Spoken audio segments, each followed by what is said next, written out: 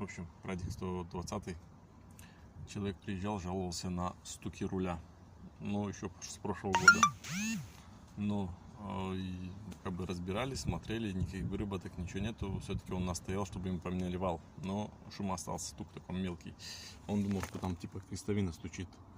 Ну, там тоже ничего нету. Я говорю, быть может не в руле дело. Нет, это именно руль. Он настаивал, все-таки поменяли ему вал. Ну, в итоге выяснилось, что у него педаль тормоза стучала. Ну, сейчас поменяли вот такую втулку одну. Это с выработкой. Такие эти боковые втулки еще. Но там еще есть более мелкие тяги.